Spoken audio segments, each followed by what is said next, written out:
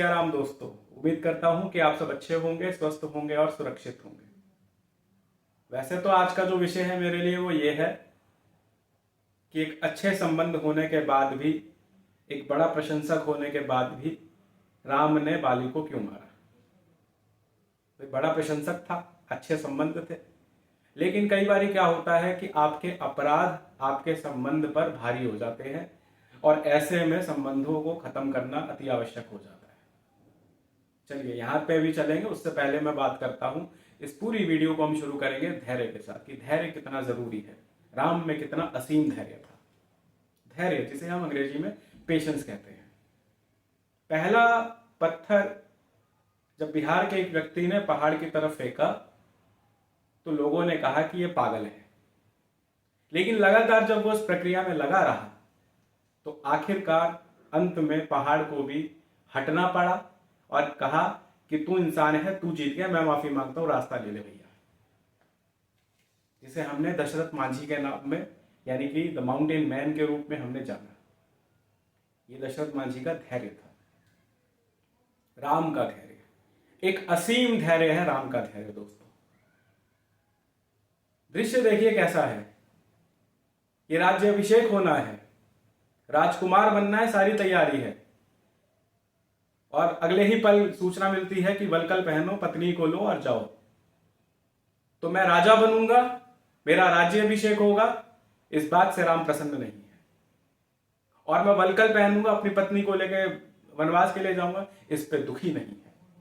यही धैर्य राम को मर्यादा पुरुषोत्तम भगवान श्री राम बनाता है। अगर वो राजमहल में रह जाते तो वो युवराज के नाम से जानते, लेकिन उनकी इस यात्रा ने, जो उनकी ये यात्रा थी, इस यात्रा ने उनको मर्यादा पुरुषोत्तम भगवान श्री राम बनाया। ये समझना पड़ेगा। आप सोचिए, इतना बड़ा परिवार था उस समय का, सबसे बड़ा परिवार, सबसे बड़ा परिवार। जितने बड़े थे वो उसी खानदान में जन्मे। पृथु जिसके नाम पे पृथ्वी है, यक्ष राजा दशरथ, यहां तक कि जिसके नाम पे भारत है भरत भी वहीं पैदा हुए। उसके बाद भी राम ने अपनी इस लड़ाई में, अपने इस संघर्ष में जो आम लोग थे, जो वनवासी थे, उनको ही साथ लिया और उनके स्किल को डेवलप करने के साथ उनमें लीडरशिप की क्वालिटी लेकर आए। ये महान बनाता है राम को भी और बाकी जो उनके संग जुड़े थे उन लोगों की क्वालिटी को भी। भाई वो चाहते तो बाली को ले सकते थे। बाली तो हरा चुका था ना रावण को। बाली तो अपने कांख में दबा के लंका की सीमा घुमा दिया था उसने। लेकिन इसके बाद भी उन्होंने साथ किसका लिया? सुग्रीव का, जो पीड़ित था, जिससे सत्ता छीन ली गई, जिसकी पत्नी का, तारा का बलात् अपहरण किया गया, तारा का, उसका, सुग्रीव का उन्होंने साथ जो है वो लिया। सुग्रीव को अपने साथ जोड़ा, सुग्रीव को कल्टीवेट किया, क्योंकि सुग्रीव कहीं ना कहीं एक डिप्रेशन में था। तो राम ने ऐसे लोगों को साथ लिया और बाली को मारा। चलिए प्रश्न की तरफ चलते हैं कि भाई बाली को क्यों मारा। और ये बाली का भी प्रश्न था। बाली ने अपने जब अंतिम क्षण में था, जब एकदम बाली जो है वो अंतिम क्षण में था, तो उसने प्रणाम की मुद्रा में राम से पूछा कि क्या पूछा? कि मैं बैरी सुग्रीव प्यारा, अवगुण नाथ कवन मुँह मारा। मैं बैरी हो गया, सुग्रीव आपका प्यारा हो गया, मुझमें ऐसा कौन सा अवगुण था कि आपने मुझे मार दिया? अच्छे संबंध थे, मैं फिर कह रहा हूं। इसके बाद भी राम ने मारा। तो राम ने वहां पे उत्तर दिया।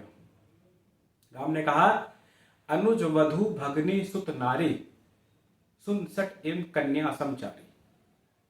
अनुज वधु भगनी सुत नारी, अनुज छोटे भाई की पत्नी, वधु बहू, भगिनी बहन की बेटी, सुत नारी बेटे की बहू, ये सब कन्या के समान होते हैं। इन पे गंदी दृष्टि डालने से, इनको मारने में अपराध नहीं होता, पुण्य मिलता है। तुमने सुग्रीव के साथ जमीन जायदाद लिया वो अलग विषय है, मैं उस पर नहीं जा रहा, लेकिन ये जो क्रिया तुमने चरित्रक प्रमाण दिया उस वजह से जो है मैं तुम्हें मार रहा हूं। तो राम ने इस बात को बताया वहां पे और अपने अच्छे संबंधों को वहां भेंट चढ़ा। क्योंकि मैं फिर से कह रहा हूं कि कई बार आपके संबंध जो है वो बौने हो जाते हैं और आपके अपराध जो है वो बड़े हो जाते हैं। ऐसे में संबंधों को खत्म करना, रोकना जरूरी है, जो भगवान ने किया। अब आप देखिए, सुग्रीव सुग्रीव को जो है वो कल्टीवेट किया, डेवलप किया, और यही उनकी क्वालिटी थी। लीडरशिप जो थी वो यही एक अच्छी लीडरशिप थी। हनुमान को जब लेकर हनुमान जब आए, हनुमान ने ही जो है वो दोनों संकट पड़े और दोनों संकट में हनुमान ने ही पार लगाया। हनुमान को उन्होंने सिर्फ दो बातें बताई थी कि ये अंगूठी है और वहां भगवती है, वहां तुम्हें जाने देना है। इसके बाद का पूरा जो कहानी थी, पूरी जो एक पिक्चर था जो क्रिएट किया, वो हनुमान ने खुद किया, किसी ने नहीं बताया था, हनुमान ने खुद किया था। चाहे रूप अपना लघु किया हो, बड़ा किया हो, लंकिनी को मारना हो, लंका में जाना हो, पूंछ में आग लग के पूरी लंका को जलाना हो। आग लगाने का भी एक अच्छा वहां पे प्रसंग मुझे याद है। आग लगाने का मतलब, पूंछ में आग लगा के उन्होंने बताया रावण को कि जो आने वाले हैं ना, मैं उनका दूत, ये प्रमाण है कि जो आ रहे हैं मैं वो हूं। उन्होंने बताया रावण को। मतलब आप सोचिए कि राम ने सिर्फ दो बातें बोली, बाकी की पूरी पिक्चर खुद क्रिएट की। रावण से मिलने के लिए ये पूरा रचा गया, हनुमान ने रचा कि मैं आग लगाऊंगा पूरी लंका में, इसके बाद वो मुझे बुलाए मिलने के लिए। तो ये जो है वो बताता है कि लीडरशिप की क्वालिटी कितनी जरूरी है। और मेरे को एक बात याद आती है यहाँ पे बहुत अच्छी, फिर से मैं एक बात और कहना चाहूंगा कि राम जो इतना बड़ा युद्ध लड़ने के लिए गए, और हनुमान जो खुद में एक पराक्रमी बुद्धिमान थे, राम के मन में क्या नहीं आया होगा कभी कहीं पे कि कहीं हनुमान इतना पराक्रमी, इतने बुद्धिमान है, कहीं यही राजा बन जाए? लेकिन नहीं, राम जो लड़ने के लिए गए, दुनिया की सबसे दूषित आत्मा को खत्म करने के लिए, दूसरे देश में जाके मारने के लिए राम गए, सोच विचार करके, और मारा और वापस लौटे। तो इतने बड़े संकट के बाद जब भगवान निकल सकते हैं, तो अगर आपके और हमारे मन में कहीं लंका है तो उस पर विजय पाया जा सकता है, अगर धैर्य है तो, अगर विश्वास है तो। हनुमान एक बहुत हनुमान एक ऐसे, मुझे लगता है पूरे इस उसमें कहानी में थे कि जिन पे गर्व करने के लिए सारी डिग्रियां उनके पास थी, योग्य थे, असीम योग्य, डिग्री करने सारी, गर्व करने के लिए गौरवशाली डिग्रियां सारी हनुमान के पास थी, ये कहा जा सकता है। भाई, पंच तत्वों में एक पवन के पुत्र थे, पंच कन्याओं में पूजित मां अंजनी के बेटे थे, ब्रह्मा के विशेष वरदान से जो है वो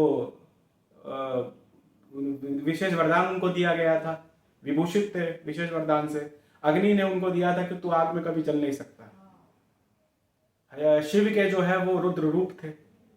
इन सब के बाद, इतनी सारी डिग्रियां होने के बाद, जब माँ उनसे पूछती है, माँ भगवती पूछती है कि तू कौन है, तो वो क्या कहते हैं?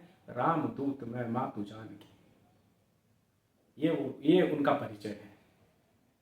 इतनी सारी डिग्रियां होने के बाद भी क्या कहते हैं कि रामदूत में माँ तू जानकी। और एक बात और मैं कहूंगा कि जो नेतृत्व, लीडरशिप की क्वालिटी है, उसका शिक्षा से कोई लेना देना नहीं है। एक बात और समझ लीजिए, मैं नहीं मानता। मराठी की एक लोकगीत है और उसमें इस बात को बताया गया है।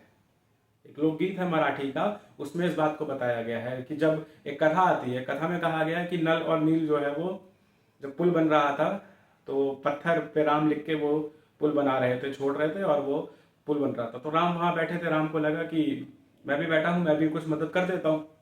तो राम ने पत्थर लिया और उन्होंने भी जो है वो पानी में छोड़ा, वो पत्थर डूब गया।